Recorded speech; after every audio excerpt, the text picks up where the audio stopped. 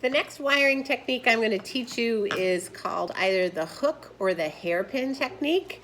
You would use it for any flower that has a flat corolla. In your kit, you should have some kind of daisy or novelty mum that you can use. I have these cushion mums that are left here in the greenhouse. I sent along all the daisies to you guys, but you can use this technique for any kind of chrysanthemum. It works really well. Oh, and I should have mentioned to you in the last video, I gave you extra leather leaf, and you have extra bits of baby's breath, and so if you want to pick little pieces off of that while you're taping things together and just add them to your work, you certainly are welcome to do that, because you do have a little bit of extra greenery. Or maybe you want to just wait till you're all done and see what you have left over. So hook and hairpin are kind of two versions of the same technique, and it's for these flowers that have a flat corolla.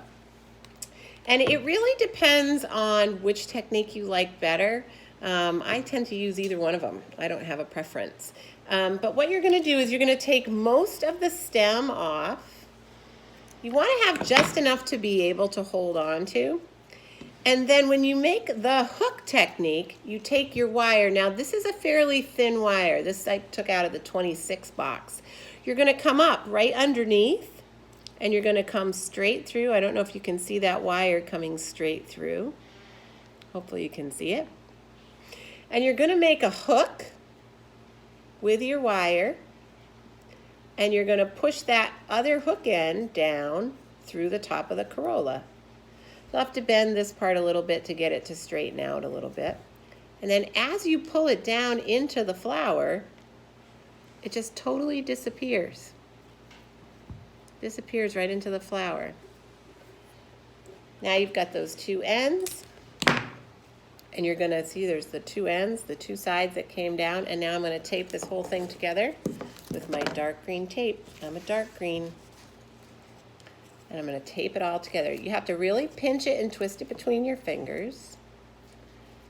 And that's how you would tape a flower like a chrysanthemum that has a flat corolla using, you could do a big sunflower like this, I think, too.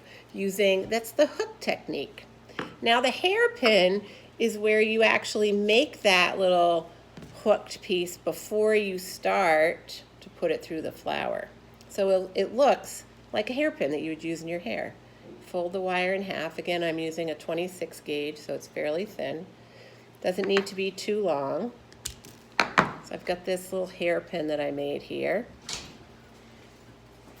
And I'm going to take that hairpin and I'm going to put it straight down the middle of the flower and kind of create the same thing that I just did before. So I'm going to push those wires down. And you can see I'm going to take that stem off just so there's enough to hang on to it.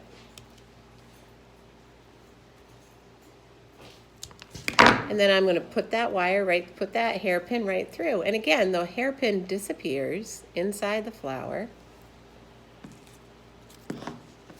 And now I can tape over the mechanics so you can't see any of my mechanics.